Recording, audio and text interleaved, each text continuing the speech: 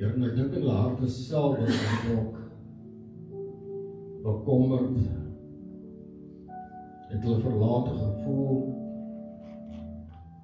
dieselfde as die dag toe jy in die kruis sterf het, was alles dan te vergeefs, want hy los hulle agter.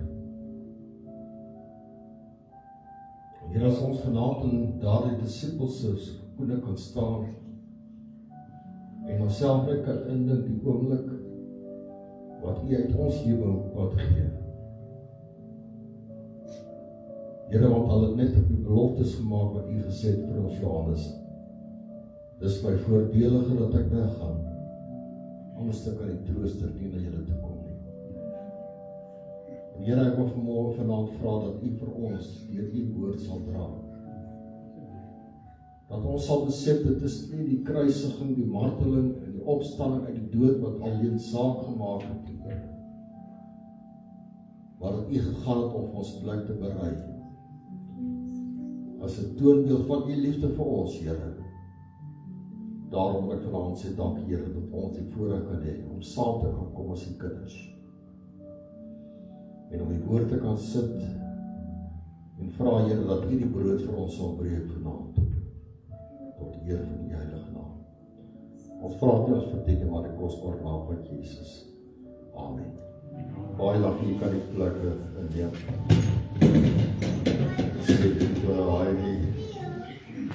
Sy vraag vir my met die mensekaartjes, en ek sê nie, hulle is nie besoekers nie, hulle is nie deel van die ander familie. So, dit is, ek wil vra dat julle saam met ontlaai na die boek van Handelinge. Ja, Lukas skryf hierdie boek aan Theophilus. Hy het ook in Lukas gedoen, hy het navorsing gedoen oor dit wat hy gesê het, maar hy skryf aan die gemeente, as ons vir Handelinge hoofstuk 1 vanaf vers 1 kan lees. Wat hy ontvang het, wat hy ervaar en beleef het, wat Jesus se opdrag dan aan die disciples is. As jy nog by Handelinge 1 kan opsoek vers 1. Die eerste verhaal van Theophilus het ek opgestel oor alles wat Jesus begin doen het en leer het. Met alle woorde, as ons gaan kyk, dan sluit dit die bergpredikasie Matteus 5, Matteus 6, Matteus 7, want dit is wat hy sy disciples geleer het, wat hulle toepas. Hy sê die eerste verhaal, hy sê vers 1, die eerste verhaal, Theophilus, het ek opgestel oor alles wat Jesus begin doen het en leer het.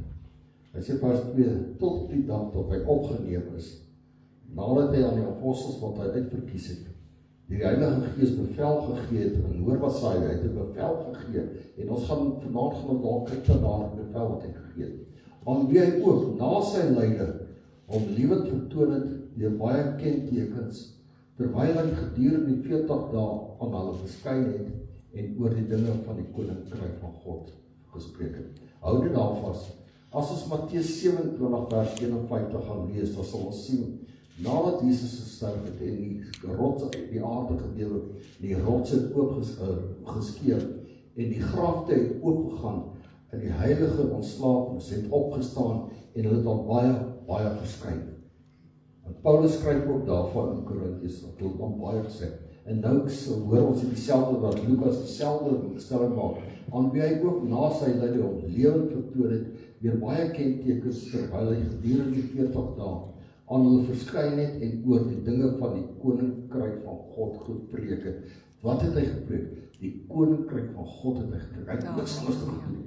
Hy het nie dogma kom verkondig nie, hy het 'n kerk verkondig nie. Hy het die koninkryk van God kom verkondig en ons water dit die meeste van alles aan, om te sê wie is die koning van daardie koninkryk.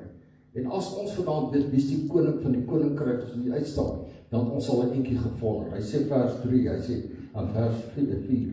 Hy sê, en toe hy nog met hulle saam was, het hulle bevel gegee om nie van Jerusalem weg te gaan nie, maar om te wag op die belofte van die Vader wat julle het.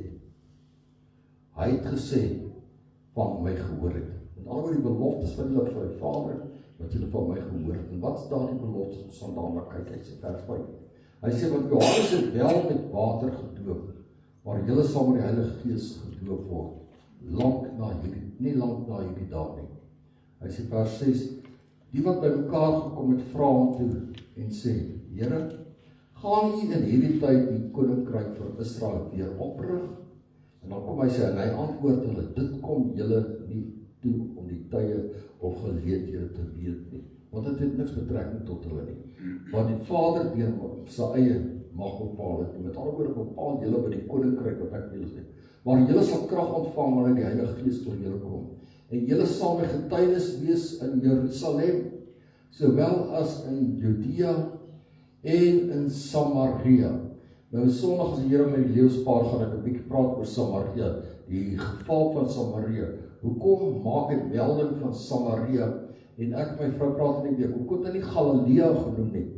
Want Galilea was aan die noorde kant, dan Samaria en dan Judea, waar Jerusalem en Judea was, en nou kom hy nou sy Jerusalem, Judea en Samaria, en hy Galilea waar hy al die wonderwerke gedoen het, waar hy in Nazareth waar hy gebly het, en al die wonderwerke gedoen het in Galilea, en hy meld nie is daar die plek nie. Want omdat Jerusalem, Judea, sy geboorteplek was, en dit is waar hy gebly het, en dit is waar hy die groot dinge van die koninkryk van God het, en dit is waar hy verhoor is, dit is waar hy gekruisig is. So ons gaan terug na daardie beginsels toe. Hy sê, Samaria tot aan die uiterste van die aarde. Hy sê vers 9, en nadat hy het gesê het, is hy opgeneem, terwyl hulle dit sien, en 'n wolk het hom voor hulle oë weggeneem. Vers 10, en toe hulle nog stil na die hemel kyk, terwyl hy weggaan, staan daar 2 manne in wit klere by hulle. En hoor wat sy vers af, wat sê, Galileese manne, waarom staan julle en kyk na die hemel? Het die Jesus, wat van julle opgeneem is in die hemel, sal net so kom, soos julle hom na die hemel sien wegvaar. En dan vers 12, hy sê, daarom draai hulle om na die Jerusalem van die berg af, wat genoem word die Olijfberg, wat naby Jerusalem is, 'n Sabbatreisberg. Here, kan ons vanaand ook ons oë opslaan en sê, Here, ons het verwagting om U te sien. Ons sien uit na daardie dag wat U sal kom. Daar's 'n koortjie wat sê, what a day that will be when my Jesus shall see. En Here, is met verwagting dat ons na U koms weer uitsien, Here. Here, maar tot tyd en by wat ons oor die aarde is, Here, verklaar U deur Paulus vir ons in 1 Korintiërs 3 vers 16, weet julle dat julle liggaam 'n tempel van die Heilige Gees is nie, dan weet ek, die trooster is vanaand in elkeen se hart wat U liefhet, Here. En Here, U lei en begelei ons in dit wat U wil hê ons moet doen. En Here, daarop vra ek, Here, dat hierdie woord vanaand elke hart sal beskryf, Here. Here, dat hierdie saad wat die woord is, Here, wat ons weet, dit is vrugbare saad, dat dit vrugbare grond sal vind vanaand, Here, dat het sal ontkiem en opgroei en veel vrug sal dra tot eer van U koninkryk, Here. En Here, ek dank U vanaand vir mense wat het nodig geag het, om saam met ons in die woord te sit vanaand, Here. En my verlange vanaand is, Here, dat ons bewus sal wees van U teenwoordigheid. En Here, as ons in die geestelike mense kan ervaar, dat U ons kan vasdruk vanaand, dan wil ek sê, Here, laat ons dit so ervaar en so beleef, Here, U tasbare teenwoordigheid, Here. Here, kom en word verheerlik in ons midde. Wees U die eregas in ons midde vanaand, Here. Daarom gesê, dank my God, dat U vir ons die woord aan ons toevertrou het, Here. Laat ons dit dan met die sekerheid hanteer, wat vir U belangrik is. Jy vra dat U ons verdien, maar Gods groot genade gee. Amen. Prys die Here. As ons gaan kyk na die hele gedagte van hemelvaart, ons wat ek gesê het, ons kyk na die kruisiging, ons kyk na die opstanding, want daar die 40 dae, en ek dink as ons gaan kyk na ons, van die konferensietyd af, voor die konferensie het ons deur 'n hele reeks gegaan, van boodskappe wat ons op mekaar gevolg het. En ek het net die nodig geag toe die hemelvaart kom, dat ek ook dit sal doen, en dan volgende naweek, Sondag, wil ek praat oor, hulle praat van triologies. Profetiese woorde wat in die Ou Testament uitkom, wat verwys na die kruisiging, wat verwys na die opstanding, en wat verwys na die hemelvaart. En daardie 3 gedeeltes, hoofstukke, verwys na triologies. En ek wil dit die na Sondag as die Here vertoef om te kom, dat dan met U deel. Maar die hemelvaart is vir ons 'n belangrike, seker een van die belangrikste gebeurtenisse in die Bybel. Want as Jesus nie gekruisig was nie, as hy nie op die doodheid opgestaan nie, as hy nie hemel toe gevaar het nie, het hy nie vir ons 'n plek berei nie. So ons kan nie die een belangriker ag as die ander een, maar as mens is die kruisiging en die opstanding vir ons die belangrikste. En min mense is bewus dat dit eintlik hemelvaart is, want na die 40 dae nadat hy uit die graf uit opgestaan het, wat ons in Petrus gelees het, dat hy ook vir die dooies gaan preek, hulle wat in Noag se tyd nie die evangelie of die woord of die Here wou aanneem nie, het hy vir hulle die oordeel gaan preek, en vir hulle sê, die oordeel is oor julle gaan dit nie maak nie. Vir hulle wat hom in die Ou Testament aangeneem het hy vir hulle gesê, ek gaan julle uit hierdie doderyk uitvat. En daarom kom Paulus in 1 Korintiërs 15 vers 55, hy sê, dood, waar is jou almal doderyk? Waar is jou oorwinning? Met ander woorde, toe hy opgestaan het uit die graf uit, toe was daar nie meer 'n beheer oor die dood van die mens nie. Toe is dit als in God se hande. En dit is kom ek en jy vanaand in hierdie kerkgebou kan sit en sê, Here, dankie dat ons vanaand die voorreg het om in hierdie kerkgebou te sit en na u woord te luister. Dit was nie vertrek, sy hemelvaart was nie 'n vertrek nie. Dit was 'n openlike verklaring dat Jesus Christus die Here is oor hemel en aarde. Alles behoort aan hom. Die volheid van dit doen. En ek het hier geskryf, die kruis het sy liefde gewys. Amen. En dit sê hy ons in Johannes 3 vers 16. Want so lief het God die wêreld gehad, sodat elkeen wat in hom glo, niemand verlore mag gaan, maar elkeen gered kan word. So die kruis bewys sy liefde. Sy opstanding bewys sy krag. Sit by Romeine 8 vers 6 vers 11. Hy sê want die Gees wat my die doodheid opgewek is ook in ek en jou. Romeine 8 vers 11.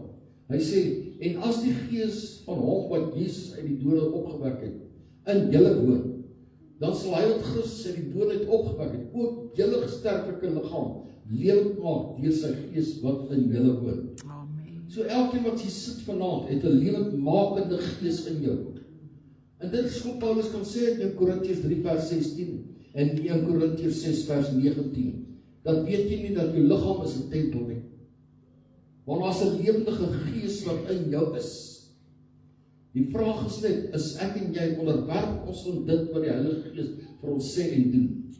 Of ignoreer ons dit gerieflikheidshalwe? En dit is wat belangrik is, maar net ek het gesê die kruis is die bewys van sy liefde. Die opstanding bewys van sy krag en dan die hemelvaart sy heerlike openbaarmaking. Sit vir Johannes 14 vers 16 op. Hoor wat sê vir ons daar. Wat hy praat van die trooster. Johannes 14 vers 16. Hy sê ek sal die Vader bid en hy sal julle 'n ander trooster gee om by julle te bly tot in ewigheid. Halleluja, dankie. In ander woorde, ek en jy sal nooit ontslae kan raak van hom tot die dag wat ons inleef by hom. En dit is wat so belangrik is. God se Gees kommunikeer met ons gees. En dit is iets wat nooit tot niet gaan, is jou gees wat in jou. Die dag toe jy die eerste asem ingehaal het, toe is jou gees geactiveer. Inteendeel as jy Psalm 139 vanaf vers 12 gaan lees, dan sal jy sien hoe kosbaar het God jou gemaak. Hy sê in die moederskoot het hy jou geweef, voor die ongevormde klont daar was, het hy dit gesien. Hy sê, maar al die dae is al reeds bepaal, nog voor die grondlegging van die aarde af.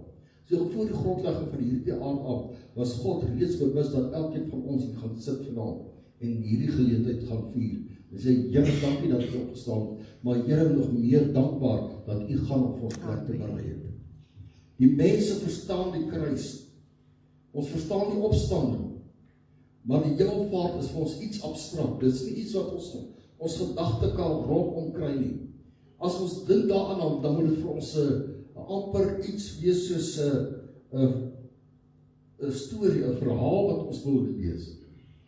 Dan dink ons in Elia toe hy opgeneem is.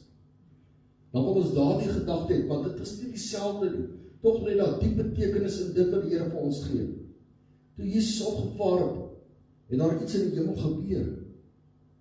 Nie net in die hemel nie, maar ook in ons in die geesteswêreld waarin ek en jy leef. Daarom kom hy na Romeine 1 vers 8 en 9. Hy sê volgende: maar julle sal krag ontvang wanneer die Heilige Gees oor julle kom. So ek en jy kan nie vanaand sê, hier ek is moeg en sat nie, ek is kragteloos nie, jy het die krag, want die Gees van God woon in jou. Amen. Hy wat in my is sterker as wat hy in die wêreld is. Ek is tot alles in staat deur Jesus Christus wat my krag gee, sê Filippense 4 vers 9. As ons dit dan sê, dan moet ons die krag van God in ons lewe hê. Hy sê verder, ek lees maar julle sal krag ontvang wanneer die Heilige Gees oor julle kom. En julle sal my getuienis wees in Jerusalem, sowel as in Judea en Samaria tot aan die uiterste van die aarde. En nadat hy dit gesê het, is hy opgeneem terwyl hulle dit sien. En 'n wolk het hom voor hulle oë weggeneem. Hier is 'n opdrag wat hy gee. Ek lees nog eers stadig, want ek het na Matteus 28 toe gaan. Hy sê, maar julle sal krag ontvang wanneer die Heilige Gees oor julle kom.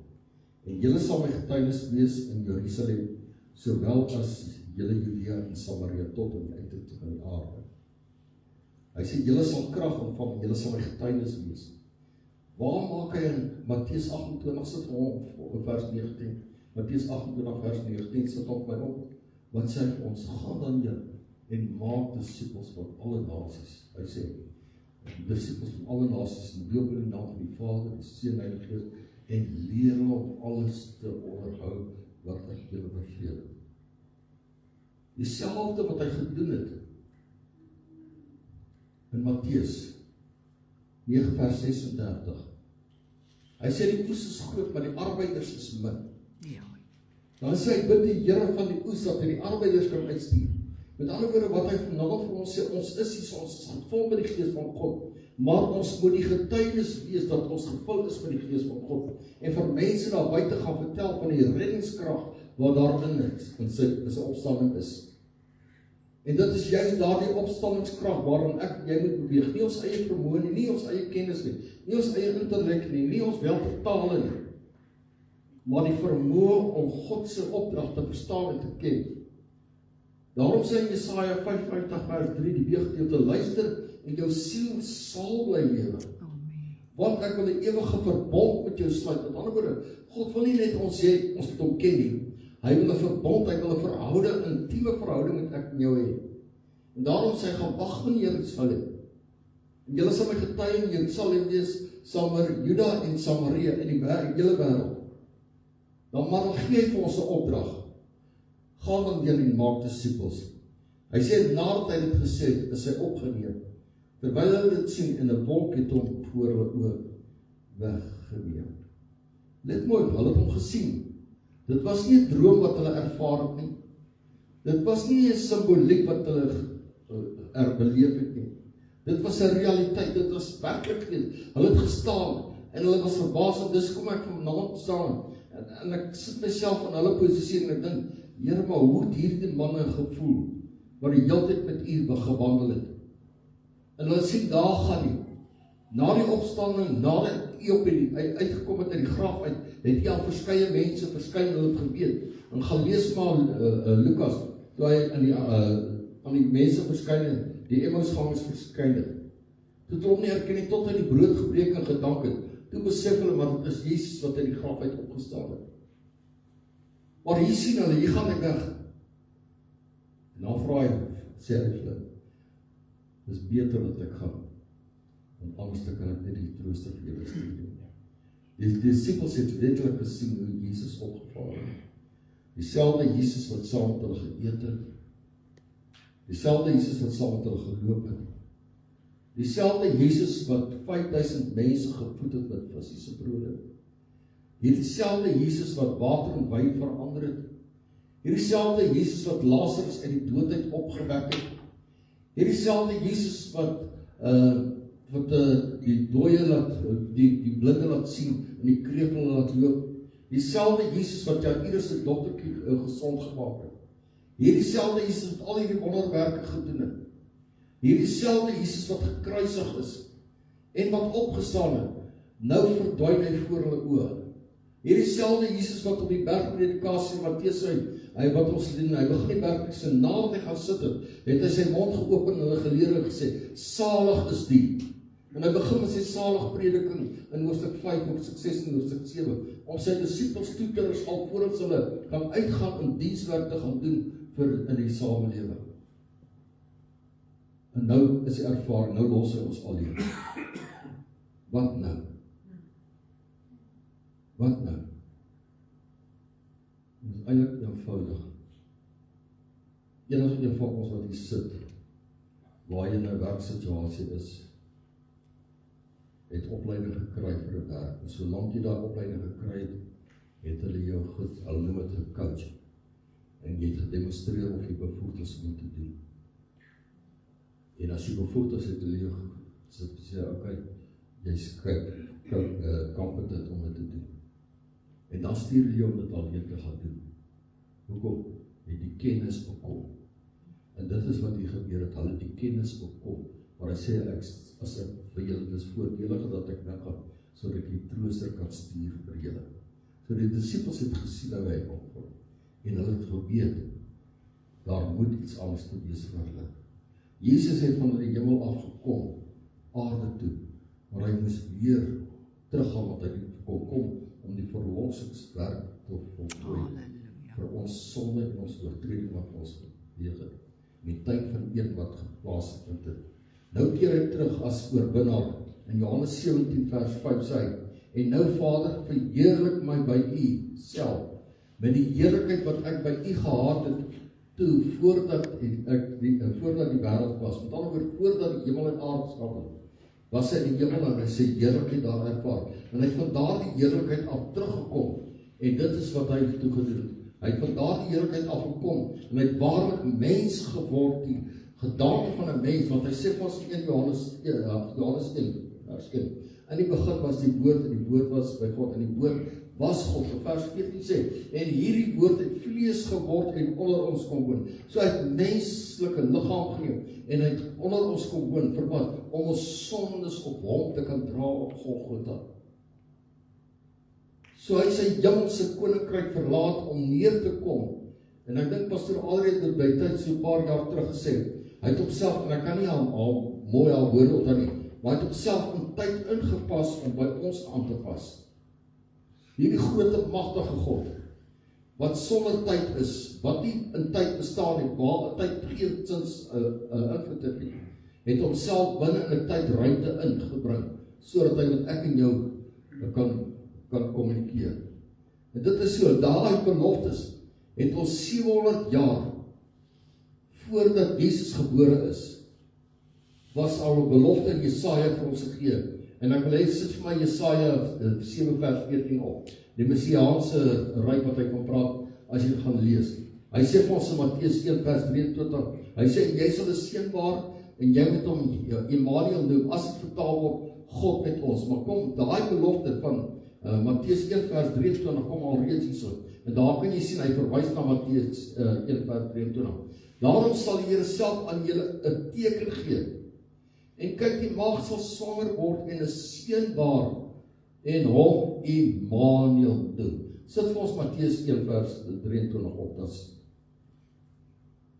En al oor 700 jaar voor Jesus se geboorte het hierdie profetiese woord al kom. Hy sê, kyk, die maagd sal swanger word en 'n seun baar en hulle sal hom Immanuel noem. Dit is, as dit vertaal word, God met ons.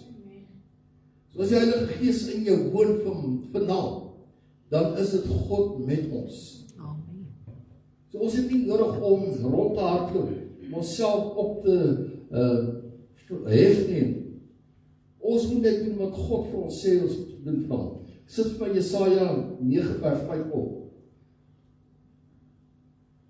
Beskryf dit vir ons baie mooi. Hy sê, want 'n kind is vir ons gebore. Nou as jy die opskrif van daardie hoofstuk gaan lees, dan sê hy sê die messiaanse ryk wat hy van praat. Met ander woorde die Messias wat sal kom. Dis die opskrif van daai hoofstuk. Hy sê, want 'n kind is vir ons gebore. 'n seun is aan ons gegee.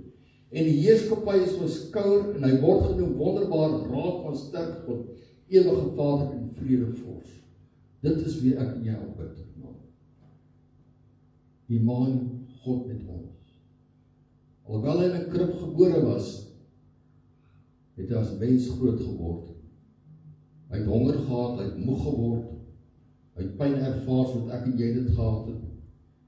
Maar in hemelvaart keer hy terug na die heerlike posisie van waar hy gekom het. Hy keer terug na sy Vader te wat hy gehad het. Die hemel het as te ware gewag dat hierdie seun terugkom na sy posisie waar hy gehad het. Daarom Psalm 24 vers 7 tot 10 die profeteer hy daarvan. Hy sê, hef op julle hoofde oop poorte, ja, hef op julle ewige deure, dat die erekoning kan ingaan.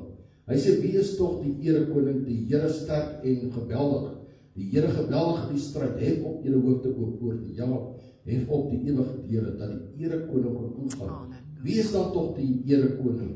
Die Here van die leerskare, hy is die erekoning. Dan sê hy Sela, met ander woorde, dink daaroor, bepeins dit. Kry gedagte rondom dit.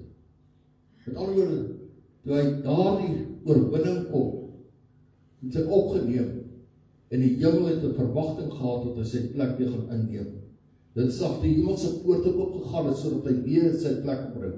En dit is kom uit Johannes 19, kom hy in hy vers 30, hy sê Jesus, en dit is volbring. Met ander woorde, sy taak is afgehandel. En toe sy taak afgehandel is, het hy nie meer iets te doen op die aarde nie, want hy het gedoen wat hy moes gedoen het. En hy het nie rondgehaal nie. Hy het daardie 40 dae wat hy nog was, nadat hy opgestaan het hy die koninkryk van God verkondig.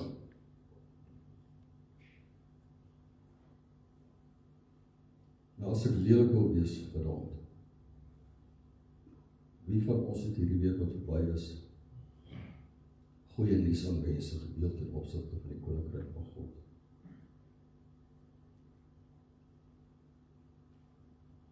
Hoeveel mense het ons gebid hierdie week vir mense wat behoefte het aan gebed?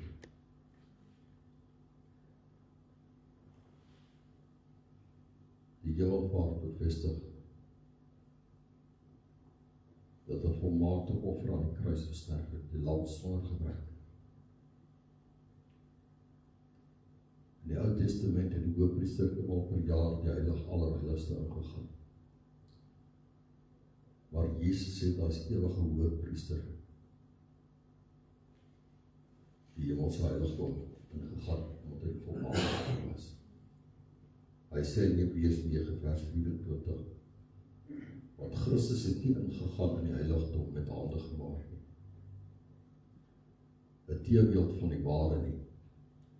Hy sê maar in die hemel self, om nou met voor die aangesig van God vir ons te verskyn. Dan word die skuld is betaal, tetelestai. Die staan op die bord, deel van ons konferensie. Die offer is aanvaar. En wat 'n voorreg is dit? En die pad na God toe beskop as gevolg van die offer wat Jesus bring. Amen. Daarom uit nie halwe werk het toe hy opgevaar het, toe is dit voltooi in alle opsigte. Dit is volbring. En ek en jy kan nie vanaand hier so uitstap en sê, weet jy, dat hemelvaart gee vir 'n ander betekenis. Dis nie net die opstanding nie, maar hy gegaan het om my plek te berei. En jy weet as hulle 'n nuwe plek bou, dan verkoop hulle die grond en hulle sit wat hulle noem 'n billboard daarop en sê, wys hoe gaan die plek lyk, daar gaan golfbaan wees, en daar gaan allerhande geriewe wees, en jy sien die mooi prentjie. Maar daar is nog net enkele huis nie. En dit is baie keer ons prentjie. Hy sê, ek gaan op 'n plek verbly. Ons het elkeen 'n prentjie in ons kop, maar ons het nie 'n idee hoe dit lyk. En omdat ons nie 'n prentjie het hoe dit gaan lyk nie, is dit vir ons iets abstrakt, dit is iets ver. Dit is ook die hemelvaart vir baie mense iets abstrakt is. Want ons kan nie ons gedagte rondom dit kry nie. En Handeling sê vir ons, verder, hy sê 'n volk het gekom en hom voor hulle oë weggeneem. En as ons kyk in die Bybel, die volk het Israel in die woestyn gelei. Soos by Eksodus 5 vers 1. Dan bietjie af van die Bybel kom net in. Hy sê dit is toe nou Moses vir Farao sê by die volk wat hy Hy sê, daarna gaan Moses en Aaron en sê vir Farao, so spreek die Here, die God van Israel, laat my volk trek, dat hulle vir my 'n fees kan hou in die woestyn. Verstaan julle wat hy al gelees het? Hy het nie gesê, ek gaan wag vir julle in Kanaan nie. Hy sê, hulle moet vir hom 'n fees in die woestyn hou. Met ander woorde, die woestyn is 'n plek van suiwering, toetsing. En toe hy opgevaar het, hy nie vir hom sê, dit sal altyd goed gaan met julle. Want as ons Handelinge gaan lees hier van Hoofstuk 4, dan sal ons sien hoe die kerk vervolg word. En dit sluit op veral wat dit daar gebeur het. Gaan kruip, sê gevaar hy om my volk laat trek, ek wag vir hulle in die woestyn. Want in die woestyn gaan ek hulle toets, in die woestyn gaan ek hulle deurvat, in die woestyn gaan ek hulle suiwer. En as hulle dadelik maak, gaan ek hulle die land Kanaan gee. Hy het nie gesê, ek wag vir julle in Kanaan nie. Nee, hulle moes eers daar doen. En dit is wat die pad wat ek en jy op moet loop partykeer. Ons het 'n woestyn om ons lewe. Ons het nie altyd goed nie. Maar soos jy maar, ek is 'n kind van die Here en kyk hoe swaar gaan dit met. Ek en jy word getoets. Ons is deel van die wêreld, of ons is in die wêreld, maar ons is nie deel van die wêreld nie. En dit is wat belangrik is vandaan. En hierdie wolk wat ons van lees, sien ons in die woestyn het hierdie wolk die volk gelei. Waar die volk in die dag het hierdie wolk oorgegaan, dat die son nie moes brand nie. En die tabernakel was gevul met 'n wolk. En op die berg van verheerliking sien ons was die hele berg met 'n wolk toe. Dit is die heerlikheid van God wat teenwoordig is. Dit is die heerlikheid van God wat in hulle midde is, wat hy vir hulle sê, ek wil saam met julle wees. En vanaand kom die Here en hy sê nog steeds vir ek en jou, ek wil elke dag met jou wees. Ek wil met jou wees, ek wil jou beminde wees, ek wil jou nie deel met iemand nie. Hy sê, ek is jaloerse God, kom hy in die Ou Testament, wat my eer met niemand deel nie. En dan sê hy nie vanmôre, vanaand vir ons, maar ons moet ons familie, ons geliefdes een kant stoot. Nee, dis nie wat hy sê nie. Hy moet die eerste prioriteit wees, want die dag as ek hier uitleef, dan leef my vrou verder aan, en daai lewe, maar ek is saam met die Here, en as ek dit nie so gedoen het nie, wat dan? Dit is ons vanaand vir onsself moet vra, waar staan ek ten opsigte van, gaan die Here regtig vir my plek berei? Het hy gegaan op my plek te berei, dan wil ek jou vanaand sê, ek en jy die sekerheid daarvan, want hy sê dit in sy woord, ek gaan op julle plek te berei. En niks anders het verander van die tyd wat hy opgevaar het. En daarom selfs in Daniël kom hy praat in Daniël hoofstuk 7 vers 13 en 14 as jy vir my opsit.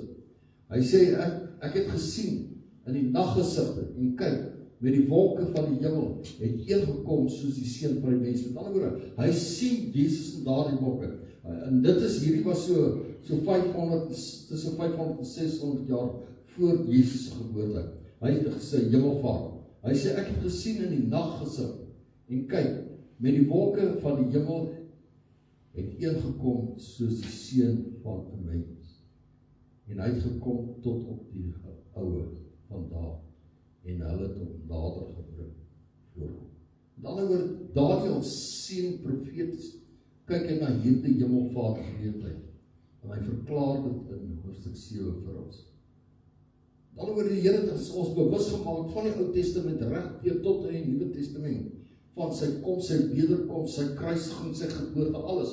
Niks is nuut nie, want die Ou Testament is 'n skaduwee van dit wat in die Nuwe Testament sou plaasvind. Dis hoekom ons alles wat in die Nuwe Testament gebeur, vind ons reeds al plaasvind in die Ou Testament.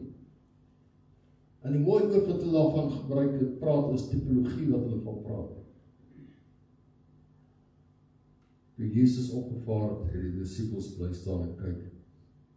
Hy sê in Handelinge 1, en toe nog stil na die hemel kyk, sê die engel, waarom staan julle en kyk na die hemel? Die probleem was nie dat hulle gekyk het nie, maar die feit dat hulle net gestaan het. Daar was geen aksie nie, geen reaksie nie. Hulle het net gestaan. Jesus het hulle nie geroep om net hemel te staar nie. maar geroep om getuienis te wees wat ek vir ons sê in vers 8. Julle sal my getuienis wees. Judea, Samaria en die wye wêreld. Julle sal my getuienis wees. Hy het hulle nie geroep om net na die hemel te staar nie. En baie van ons leef so, ons bewonder Jesus. Ons het oral plakkers op hom. Ons praat oor Jesus. Ons sing oor Jesus. Maar beweeg ons vir sy koninkryk.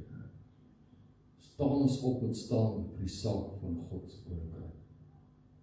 Verdedig kom op, is dit een van daai mense, as ek by 'n gesprek kom waar dit ter sprake is, dan draai ek my rug op hom en dan loop ek weg. En dis wat sy disippels gedoen. Toe hy gekruisig was, terwyl daar niemand nie behalwe Johannes, die lieflike disipel. Petrus gaan staan en maak sy hande warm by vreemde vure. En toe hulle vir hom vra, ken jy hom? Toe sê hy, ja, ek ken hom, weet nie waarvan hulle praat nie. Vir 3 keer. En dis nie abnormaal nie. Dit is ons natuur. Maar ons moet begin die natuur van God met ons begin aanneem. Om te sê, Here, U het gegaan op ons plek berei. Want die hemel is 'n voorbereide plek vir mense wat voorbereid is. Ek en jy is op 'n pad, reisig, op pad hemel toe. Maak nie saak wat jy sê om dit vanaand. Ons is op pad hemel toe. Of het nou 'n week of 3 of 6 of 10 jaar gaan wees, maak nie saak nie. My seun vra vir my, hy sê, "Pa, nou, as jy nou die kar verkoop wat jy nou het," want ek sê op so 'n jaar of verkoop ek al my karre en karavane, want as ek wil ek nie meer koop. Hy sê, "Nou wat 'n kar gaan jy 'n goeie kar koop?" Ek sê, "Nee, maar wat is dit om hoeveel is 'n garantie te hê?" Dis irrelevant. So as jy vir my geskenk koop, nie worry oor garantie. Ja, gewerk het ek vir jou iets te sê, maar nie eens vir my langs veel plaas koop nie. Om dalk nie tyd leef. Maar dit is wat die waarheid is, dat ons is op 'n reis. En waar is jou reis op? My reis is na Kanaan, dat Amen.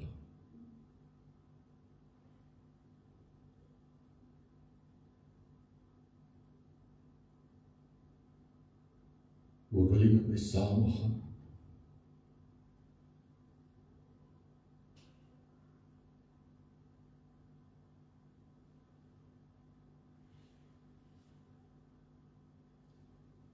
As ek na hierdie gedeelte luister, dan weet ek die kerk het 'n sendingsopdrag ontvang van die Here.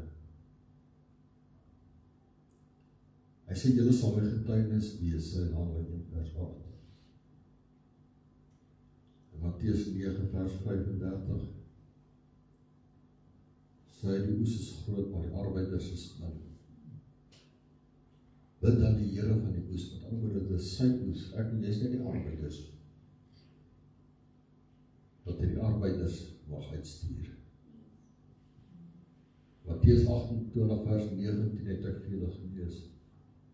Maar een belangrike een wat ek vir julle wil sê, sit Johannes 4 vers 34 op. En hierdie is vir my so kosbare gedeelte. Nou die hele gedeelte van Johannes 4 gaan oor toe Jesus deur Samaria getoer het. En die rede dat ek nou so 'n paar sondae terug sê, hoekom die Jode Samaria vermy, want toe die volk in ballingskap weggevoer is, het hulle al die landsiek en lydies gelos in Samaria, die Jode wat lui was. En hulle het net die begaafdes gevat en ballingskap weggevoer. Maar wat die Syriërs gedoen het, hulle toe hulle mense gebring en in Samaria geplaas. En daar verbastering plaasgevind tussen die Jode wat daar in die Syriese volk. En dit is hoekom die Jode hulle gesien as onrein. En dit is hoekom as hulle van Galilea van die noorde af gekom het, Judea toe, dat hulle oor die Jordaan gegaan, al langs die Jordaan, tot daar by Jericho, dat hulle weer oor die Jordaan gegaan, Judea. Hulle sou nie deur Samaria gaan. Waar Jesus kom, En hy gaan deur Samaria. En dan is die vraag onwillekeurig, hoekom sal hy deur Samaria gaan? Want hy het 'n taak om te verrig. Halleluja. Dan kom hy by die put van Jakob. En terwyl sy disippels van kos koop, sit hy by die put en daar kom 'n vrou wat nie 'n goeie reputasie het nie. Inteendeel, sy kom na 'n ander tyd van die dag water skep, want die gemeenskap wil niks met haar te doen hê nie. Want sy het 'n slegte reputasie.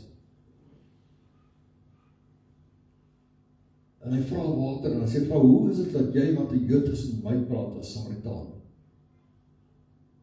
Hy sê, maar as jy weet wie ek is, sal jy my water vra. Sy sê, jy nie eens 'n skep ding nie. En hy vertel vir haar, wat is haar lewe? Nou praat ons van iemand wat verwerklik is. Ons praat van iemand wat skuld gevoel het, iemand wat skaam is, iemand wat nie 'n selfbeeld het nie. Maar kyk wat gebeur. Hy sê vir Jesus sê vir hulle, my voedsel is om die wil te doen van al wat my gestuur het. En ons sy werk te volbring. Met ander woorde, dis die rede hoekom ek deur Samaria gegaan het. Vers 35.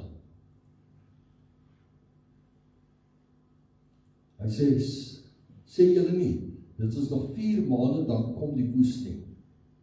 Kyk, ek sê vir julle, slaan julle oë op en aanskou die lande, dat hulle al wit is vir die oes. Die volgende vers.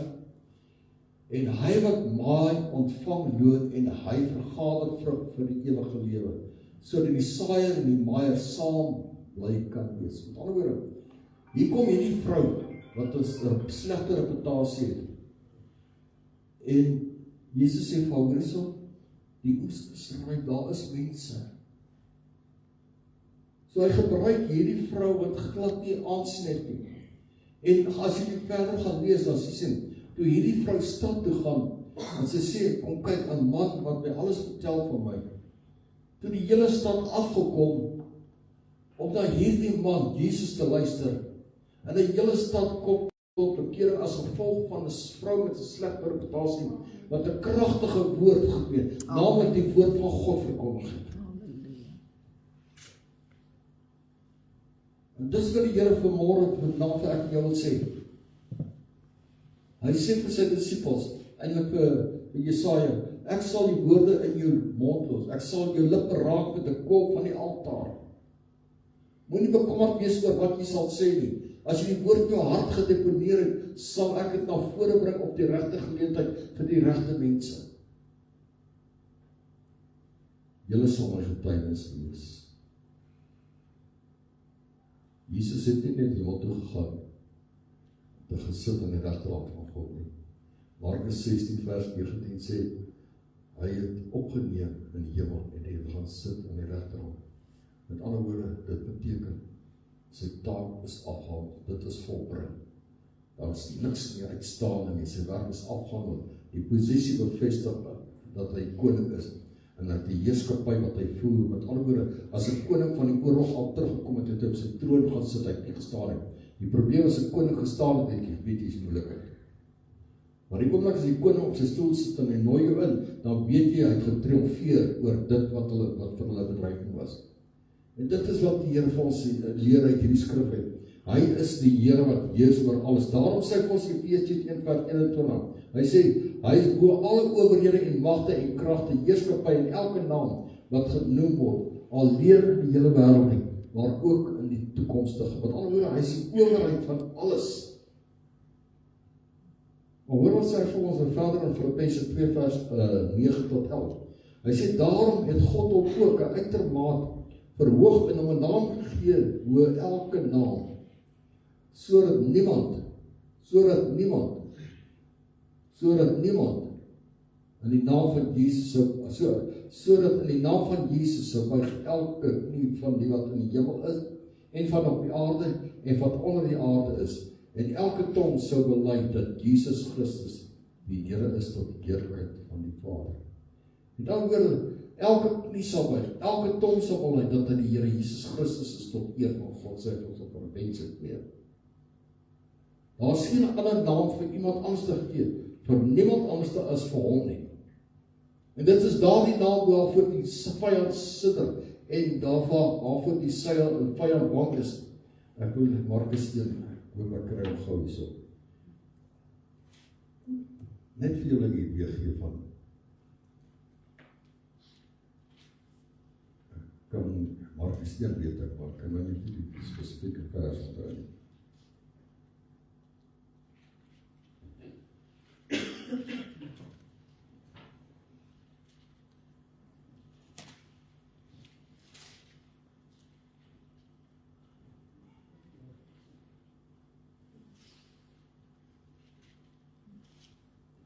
Hy sê, Markus 1 vanaf vers 21. Stop my op wat allemaal saam kan lees. Hy sê, en hulle het in Kapernaum gekom, en dadelik op die Sabbat het hy in die sinagoge ingegaan en begin leer. Hy sê, en hulle was verslaan oor sy leer, want hy het hulle geleer soos een wat gesag, en nie soos die skrifgeleerdes, en met ander woorde nie soos die pastore en die predikante nie. Hy het met gesag het hy gepreek. En daar was in die sinagoge 'n man met 'n onrein gees, en het uitgeskree, en gesê, hou op, wat het dit met u te doen, Jesus Nasareër? Het u gekom ons te vertel, ek ken u wie u is, die heilige van God. Maar waar het hy gekom? Hy het die hemel uit neergedaal. Hy sê vers 24, en Jesus het hom bestraf en gesê, bly stil en gaan uit hom uit. En hoor wat gebeur, en die onreine gees het hom stuiptrekkings laat kry, en met 'n groot stem geskree en hom uitgegaan.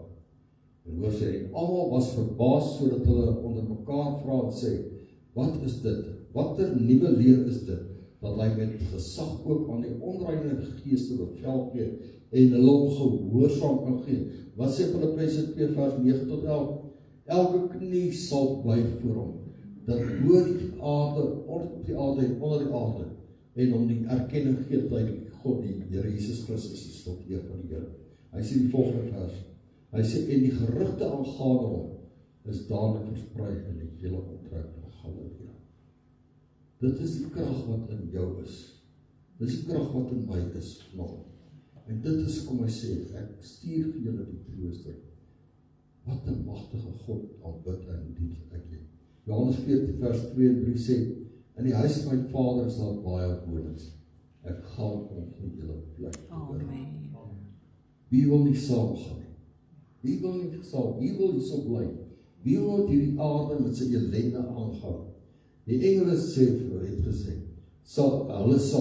hulle sê vir die disciples, hy sal weer terugkom sodat hy gegaan het. En dis 'n belofte wat hy ook ons maak. Johannes 16 vers 7 sê, maar ek sê vir julle die waarheid. Ek sê vir julle, dit sal julle voordelig wees dat ek weggaan, want as ek nie weggaan nie, sal die trooster nie na julle kom nie. Maar as ek weggaan, sal ek hom na julle stuur. Die vraag is vanaand, is ek en jy gereed om te beweeg? Om verskil daar buite te kan maak, om mense te sê, nee, wil jy met my saam gaan, jy moet doen. My reis is na Kanaan ver oor die Jordaan. Wil jy met my saam gaan? Kom ons sluit die oor. Here, dankie vir die woord vanaand, Here. Here, dankie dat ons weer die woord is, die enigste waarheid wat ons het, Here. Ja, Heer Jesus. En Here, dat ons sonder u woord kan ons niks doen nie. Wat u sê vir ons in Johannes 15, sonder u is ons niks nie. En Here, ons erken dit, ons bely dit vanaand, dat sonder u is ons niks nie. En daarom vra ek, Here, elkeen wat vanaand hier in hierdie gebou is, Here, dat hierdie naprediker sal wees van hierdie gedagte, Here, en met elkeen ontmoeting sal hê op my eie, Here, maar dat u daardeur verheerlik sal word. Ons vra dit ons verdien, maar die kosbare naam van Jesus. Amen.